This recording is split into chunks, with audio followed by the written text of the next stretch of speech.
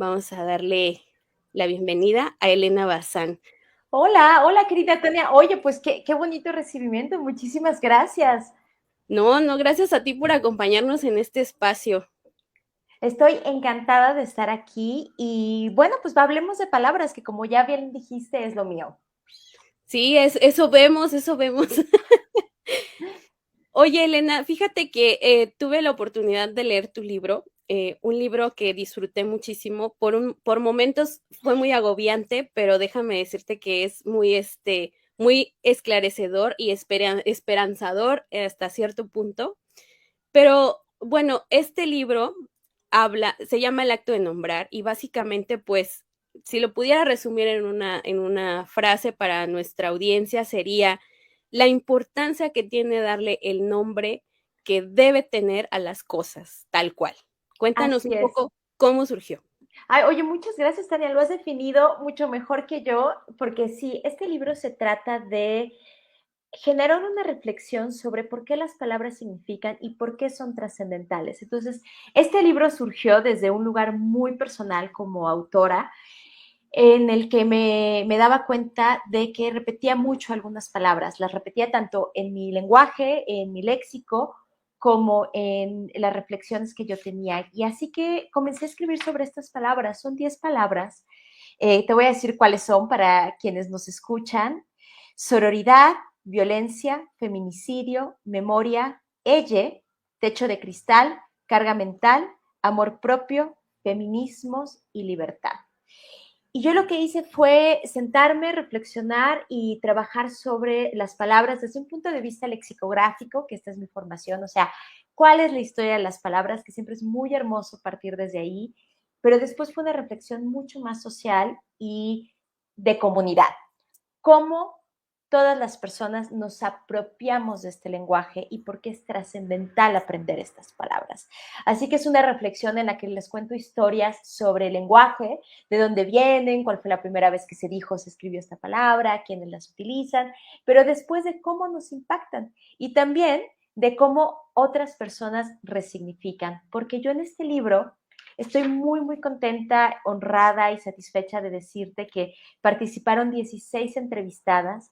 Hay 16 mujeres espectaculares que me compartieron su voz y con quienes conversé sobre estas palabras también. Oye,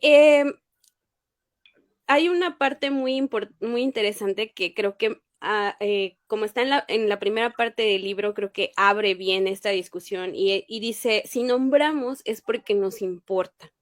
Entonces, a partir de esta reflexión, creo que surge el libro como tal. Es un libro en donde también reflexionas mucho acerca del feminismo.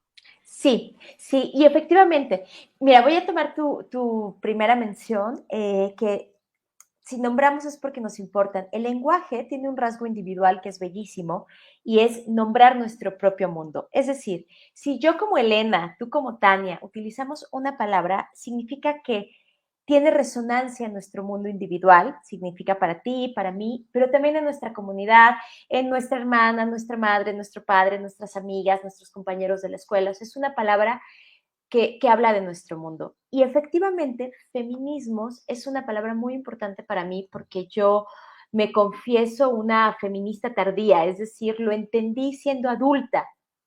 Yo ahora veo a las chavitas, y aquí yo ya súper señora diciendo chavitas, pero, o sea, lo impactantes que son y la fuerza y la comprensión que desde muy jóvenes, incluso niñas, tienen ya las mujeres, que yo lo celebro muchísimo.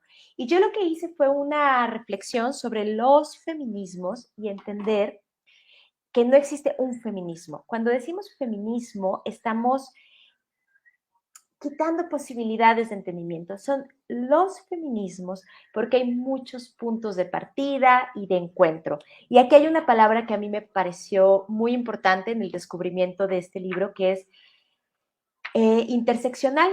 ¿Qué significa? Los feminismos interseccionales son aquellos que nos dicen que nos encontramos desde diferentes puntos, es decir, no solamente existen los feminismos por el hecho de ser mujeres, por género, sino por otras situaciones que nos cruzan, por el lugar en el que nacemos, por el color de nuestra piel, por los espacios en los que nos movemos, si somos migrantes o si no lo somos. Entonces los feminismos lo que hacen es hacernos ver que existe un mundo más allá del propio, más allá de ser mujer y más allá del mundo propio. Y también quiero destacar muchísimo que los feminismos pues invitan a todo el mundo, a todas las personas, ¿no? O sea, los feminismos son para todo el mundo debería ser feminista, nos dicen Bell Hooks y Chimamanda Ngozi Adichie, por ejemplo. Y bueno, esta es una de las palabras que abordamos en el libro. Como verás, que me emociona muchísimo. No, y claro, de hecho, de manera personal, cuando revisaba como palabra por palabra, me impactó mucho cuando hablas acerca de violencia y relatas como esta parte de tus sueños recurrentes, porque creo que es algo que todas como mujeres hemos vivido, hemos padecido, ¿no? De cierta forma. Y bueno, un poco para nuestros espectadores, en esta parte el libro es un compendio que hace Elena de 10 palabras que justamente tienen como la idea de nombrar ese tipo de fenómenos para los que a veces usamos eufemismos o Uh no -huh. queremos referirnos o le damos la vuelta. Entonces ella dice, violencia es violencia y es esto y explica muchos casos.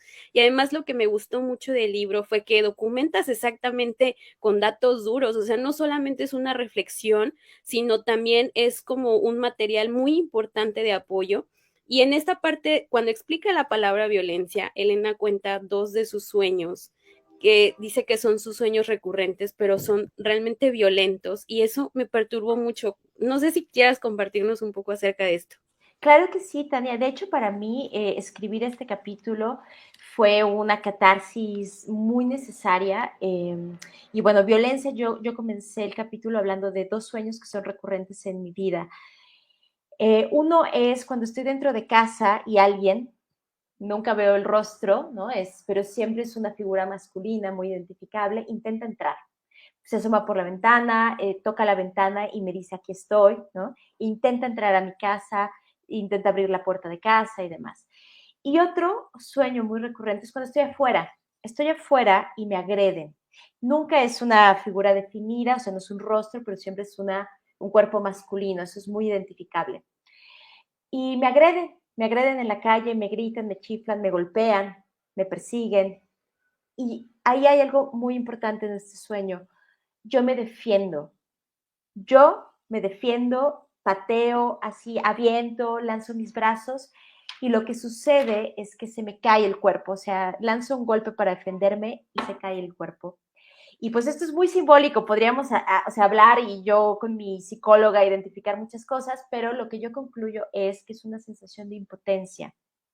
Y a mí, muy particularmente, y yo comparto esta historia para cualquier otra persona, no es un asunto de género, pero es un hecho que las mujeres vivimos un grado y un tipo de violencia que sí tiene que ver con nuestra condición de ser mujeres.